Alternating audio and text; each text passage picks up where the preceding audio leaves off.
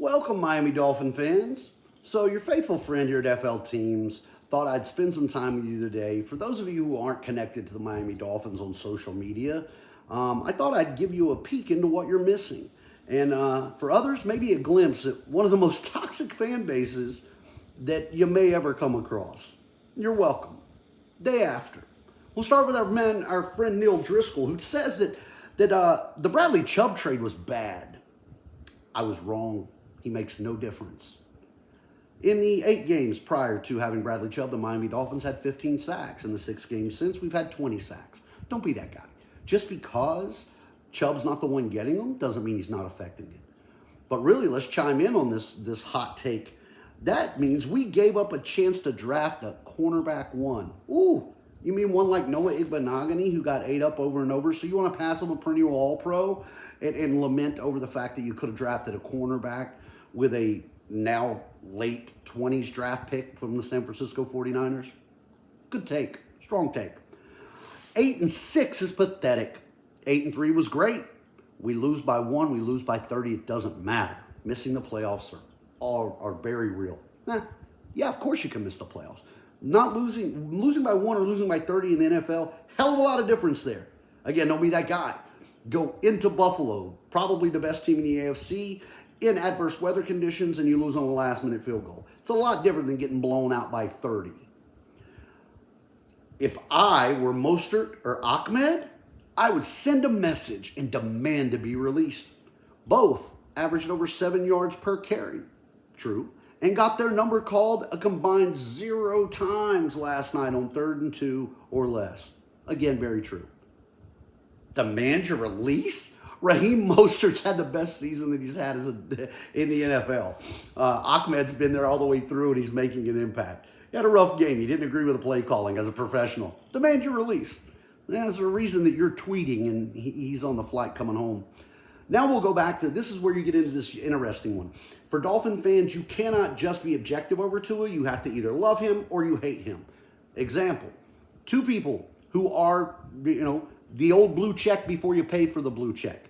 Armando Salgorian and Chris Perkins. Both of them have a similar take, and I'll give you the retorts to those. Tua's pass to Sherfield has to be better. Sherfield should probably catch it. And where's the tight end in this offense on this team? Okay? Chris Perkins, low pass, but probably should have been caught. Both just acknowledging low pass, probably should have been caught. Both are true. The take's responding. No, if the ball was high and it bobbles, it's an interception. He put the ball where only Sherfield could catch it, and he didn't. Please don't try to put that on Tua. The commentators didn't blame Tua. It's funny how writers trying to say pass was low.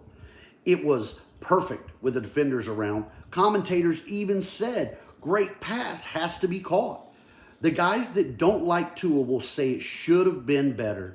Anything but the drop ball. Probably not. Yeah, of course. No, it was a perfect pass. There was no fault whatsoever from Tua at all, ever. Because in the Dolphin world, you're either a Tua stan or a Tua hater. Can't be objective. Now, these get into the good ones.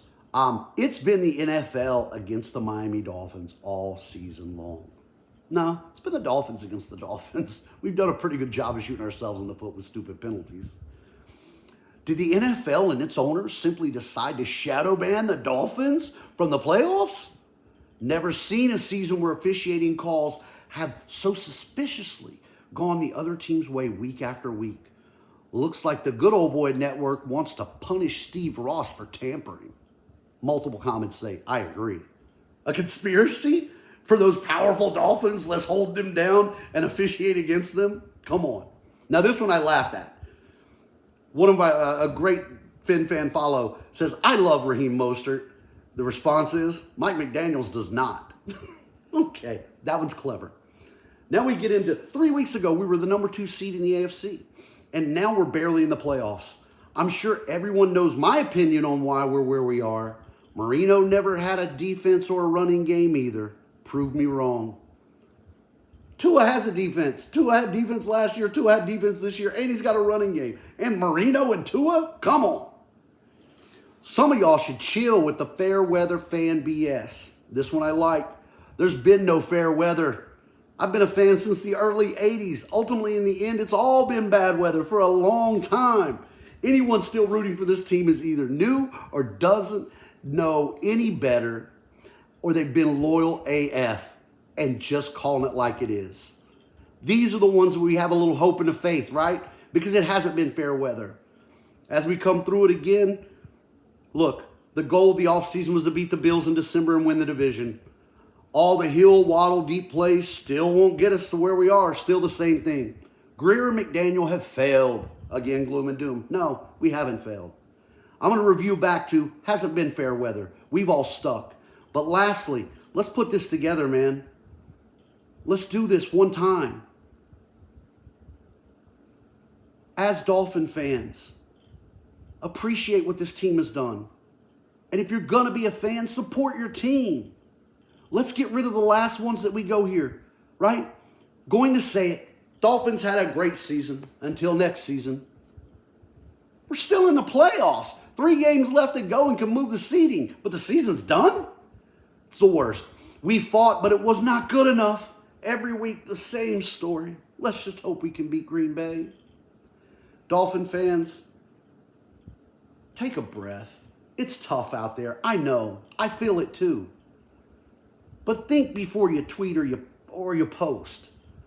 Because it's not all doom or gloom. It's not against us or love us all the way. You can be objective. This team gives you a lot to be objective about. I want to share these with you. I'm going to keep this insight coming week after week for you. But for right now, Fam, that's just a peek after the Buffalo game. I'm looking forward to it. I'll catch you with the Fins in the Sea this week. And hey, looking forward to a Christmas Day present of our Miami Dolphins against the Green Bay Packers, still controlling our destiny. Fins up.